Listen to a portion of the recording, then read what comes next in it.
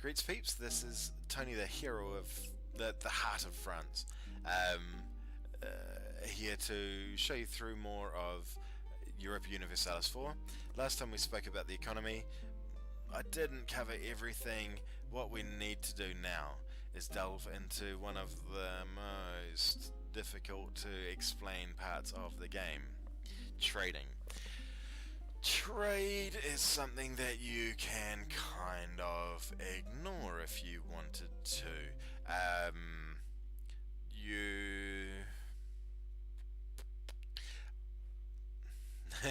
Where even to begin? So, trade maps show you the various nodes in the game, trade nodes in the game. Every nation has one main trading post. This is usually right next to your capital. In this case, Burgundian is right next to, it's relatively close to Champagne, so this is our local trade node. You can change that, but we'll go into that later. Actually, can you even change that? I didn't see that option.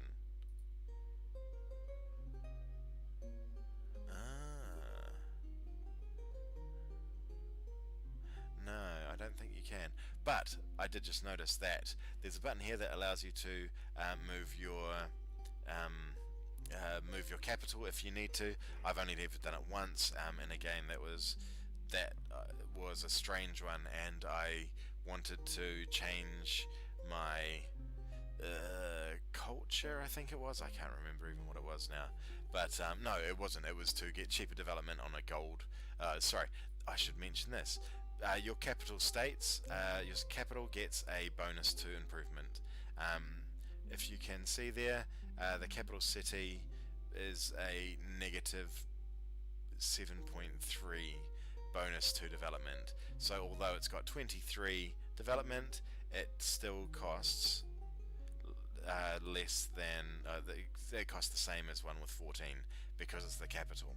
It costs 100 odd points to move it, but yeah, that's why that's very rare that you'll be doing that. So back on the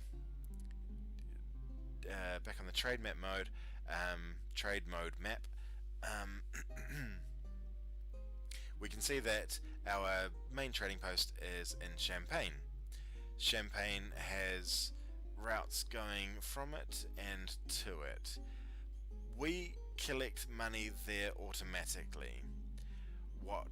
Because we collect money there automatically, we want to set merchants to transfer trade to that location.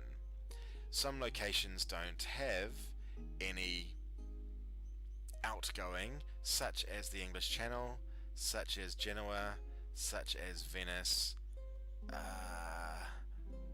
I think those are the only ones that I'm aware of. There may be more. We can't see over there because that's terra incognita. It's land we don't know about. Yeah, everywhere else seems to trade back to those. Yeah, that trades out to there, and that trades to there. Yeah, I'm pretty sure it is only Genoa, Venice, and the English Channel that are end nodes, if you like. So what we could do is, if we had sufficient power at a trade node, we could look to direct trade to our automatic trade node. What the computer had set up, what the game had set up automatically for me before I started, was that we've got one of our merchants in the English Channel collecting trade from there. So rather than transferring it, because there's nowhere to transfer it to, this being an end node, he's just collecting. We've only got 2% of the trade power there, but he makes 0.37 ducats for us a month. That's nice. Our home node collects 1.6 ducats a month. That's nice. And we don't have any power in either of these other end nodes, which is a shame. That's very rich. Those trade nodes are very rich. Someone makes a lot of money from there and from there. We do have 4% trade power here, and we have 2% trade power here. We could set our spare merchant. I think everywhere starts with 2 merchants. I think they do. So we could we could set one of our merchants here, who would increase the amount of trade that has been forwarded to Champagne, our home node, or we could go here, where we've got less power but there's more money in the node, that transfers 2.6 to the Champagne node. Switzerland are already pushing trade through this way, so our best option, without trying to do the maths too hard, is that we're going to have more joy working with Switzerland to push trade this way than we are working by ourselves, even though we've got more control of the node, this way. So let's do an experiment. As loath as I am to do this, we will recall this merchant, wait for 5 days. Oh, an achievement. How exciting. We'll put one here and one here. They'll both, oh god damn it, that was wrong. They will both transfer trade to Champagne. We'll let them arrive and see what happens. No, we need to wait to the end of the month. 2.6 and 1.6 was what they were before we started. France is playing, and so is Lorraine. So it's actually 4 of us all pushing trade towards the Champagne node. Let's have a look at the end of the month what happens. Oh. Okay, so that one jumped up wildly.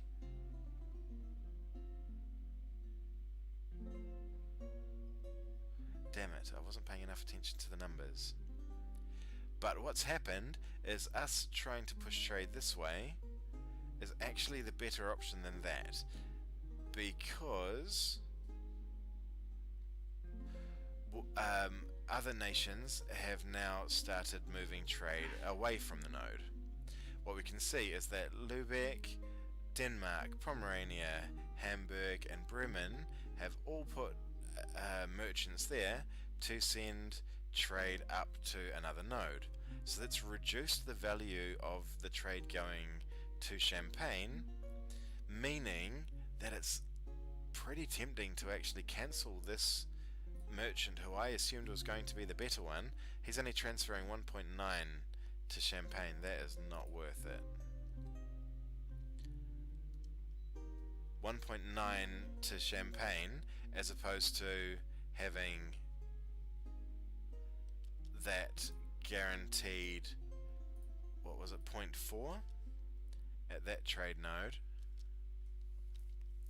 Let's wait and see. If we wait for another, there we go. So that 0.24 is better than that 1.7. That 0.7 that was at coming from the Rhineland trade node. So we've maximized our trade as much as it can be in one way. There's something else we can do to increase our trade power.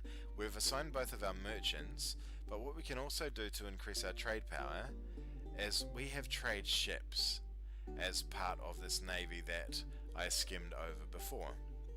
These trade ships can do all sorts of things. They can conduct war quite happily. They're not the toughest, they're the second toughest type of ship for open sea warfare. These ships, the galleys, do better in enclosed seas like the Mediterranean and the Baltic Sea, but the light ships and the heavy ships do great work out in the open sea. The galleys work fine in closed seas, and the transports are just transports, but they do some fighting, usually. One of the missions that light ships can do is protect trade. They can, they can hunt pirates, which prevent pirates from causing your trade nodes trouble. They can hunt fleets, blockade enemy ports, and intercept enemy fleets. Don't often use any of these options, the protect trade. They have their uses, and we may come to it at some point if we build a navy. Likely won't be. It'll be likely that our focus will be on the mainland, but we'll see how the game plays out. So what we're going to do is we're going to protect trade to try to increase the money that we get coming into our trade node. At the moment 1.4, we've cancelled out on that one because it was awful, 17, and we get a straight 0.24. Now by sending trade ships to a trade node, we can increase the amount of trade in that node. Our trade ships cost money to maintain, so they won't automatically make money if we send them to a trade node. A trade node we control. We collect 0.24 there. If we send our ships there, we'd collect 0.43, but our ships already cost 0.22, so it would make for a negative loss.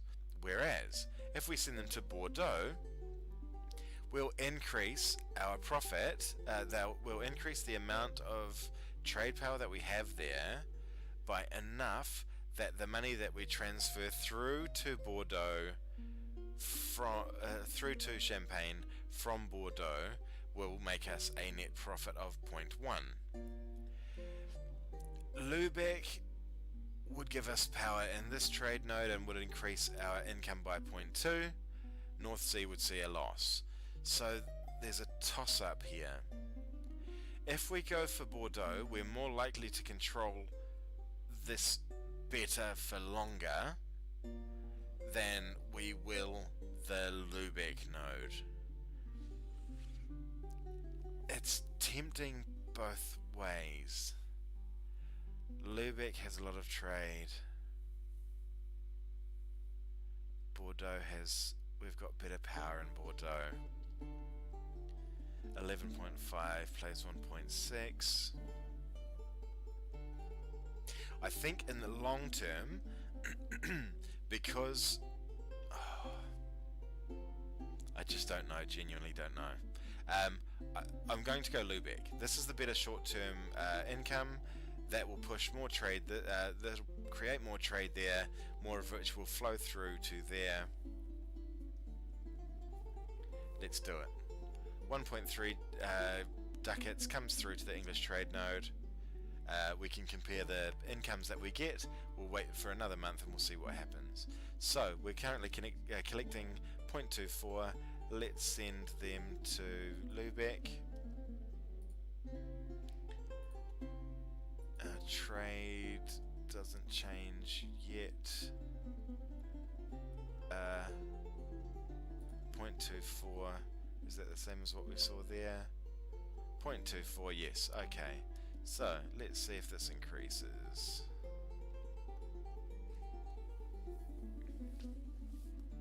At the end of the month it should tick over and we'll get to find out. Actually, I need to accept that before that disappears, because that will be important. 0.24. Another achievement, hurrah! That's surprising.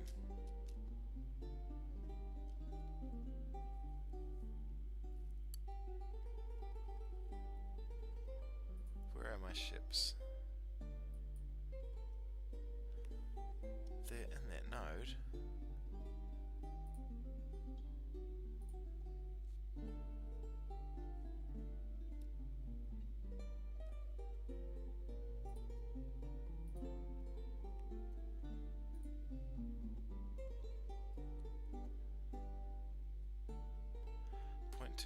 It didn't seem to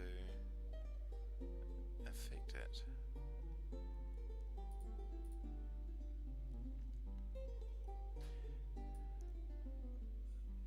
I think that Why the hell are you hiding?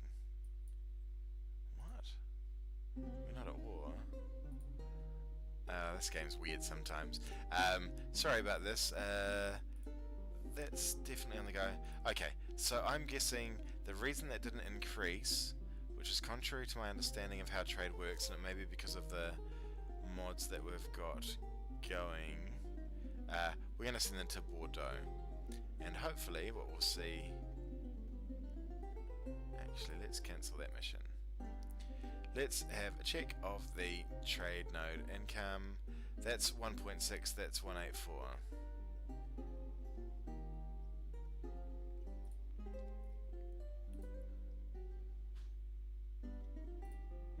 1.6 plays 184, 1.6, 184. We'll wait to the end of February.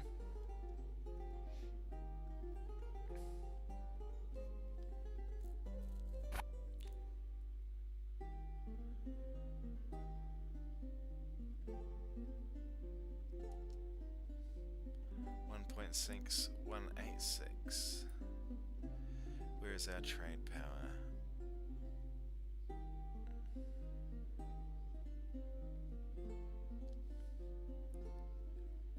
France, England, Brittany, Burgundy.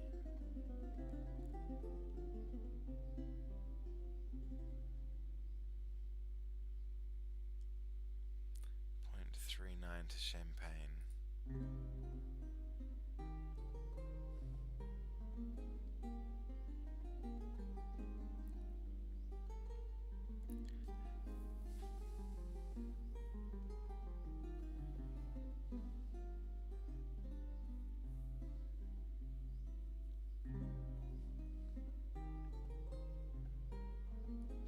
Draw trade on. Trade is a tricky beast. Let's just say that.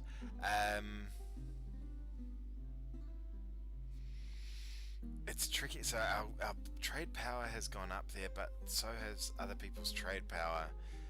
So I think that increased. What was our total income before? It was 1.5. Was reduced by that new guy. We haven't even hired him. So our trade has come down. Our income has come down. What else could have affected that? We've still got our two and then 2 half forts. State income and advisors has stayed the same. Our trade income has stayed the same.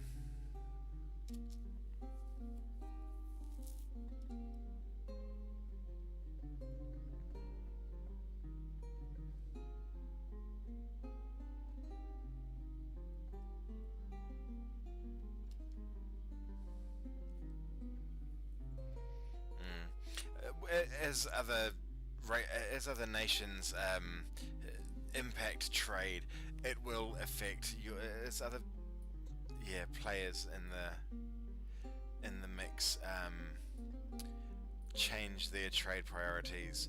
It will change yours. It's just a confusing bugger, but that's fine. We can see, according to this, that our trade is somehow increased. That's fine, I don't mind. Let's just go with it. The longer, the better perspective of it is that if you can combine your trade pushing power, it increases the amount of trade that comes through increasingly. So one person pushing trade this way will be more than doubled by 2 or more than tripled by 3 people pushing the same way. As we saw there, the trade that was potentially coming through here got crippled by those 5 nations all pushing that way.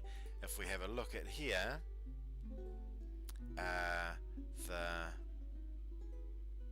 it's tricky to show.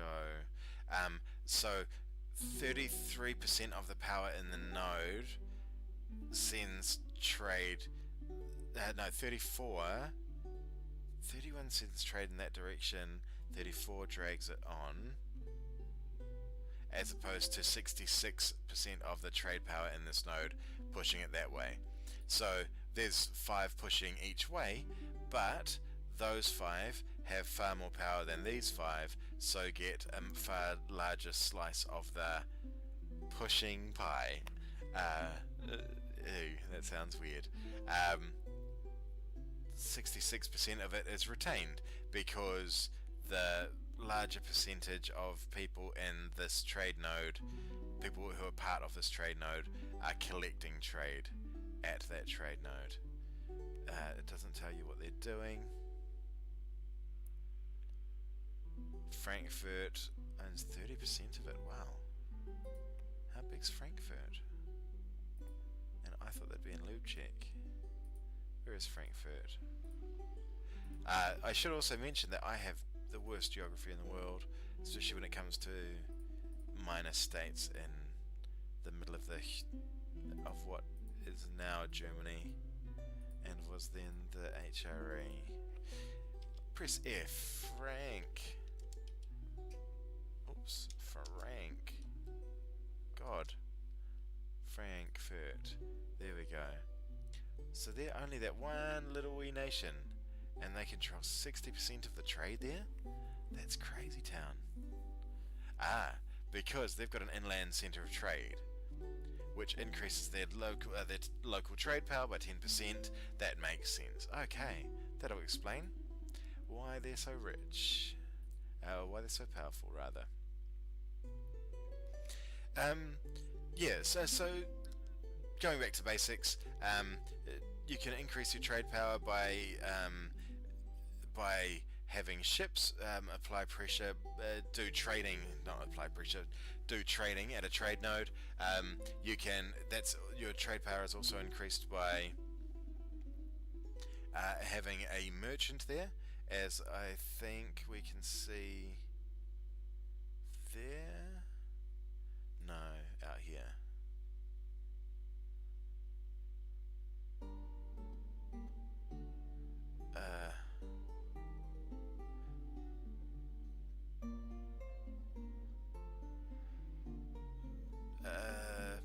Merchants do add, weight to the trade node that they're in.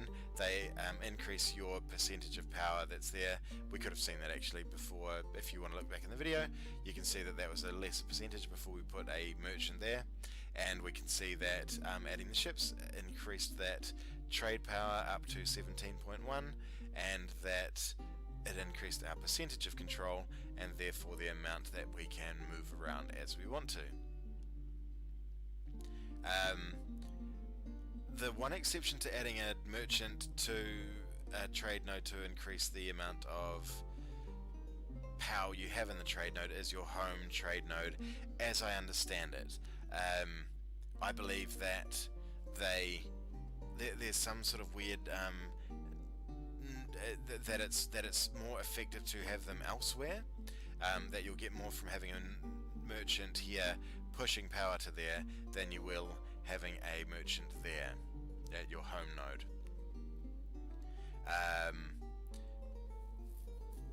I'm unfortunately not the best person to be explaining this, but follow the general rule of picking your trade paths by the amount of people working on them, or where you can't, by the amount of people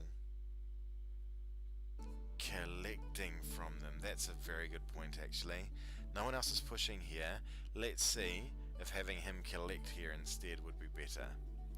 We're transferring 0.39 to Champagne at the moment. Let's see how much we can collect. There's so many other things I should be doing during this time, but that's okay. So yeah, we were better pushing the trade. We pushed 0.39 to there, but collecting 0.28 here just increases. It does increase the amount of money that we get there, as opposed to pushing it through because we don't control enough of that trade node. Yeah, okay. So having 100% power in a trade node is an excellent thing. Once you do that, get all of your merchants pointing trade towards that node, and they'll be perfectly effective. Where you don't control enough of the trade node to get enough of to see enough of the value of pushing the trade through, you can make more money collecting at a node you have a smaller amount of power at. That's probably, I think this is our better option at the moment, is collecting at both of those by the looks of things. But it's definitely worth doing some toying around and some, if you want to do some reloads as well to try and optimize it, because it's the kind of thing, because I always play on Iron Man, reloading is a pain. So it's not something I do terrifically often, and I won't be doing it in this one. Hopefully, with some reloading, you'll be able to get your mechanics more finely tuned, your trade mechanics more finely tuned, and it is worth it. It is worth it. Making little incremental increases at the beginning can have long-term effects for your nation. With that said, I think that's enough on trade. My voice is getting hoarse from talking about it, and my brain is getting sore from calculating it. We'll round this video out here. Thanks for watching. Next time we'll come back and, oh no, look at trade part 2. See you then.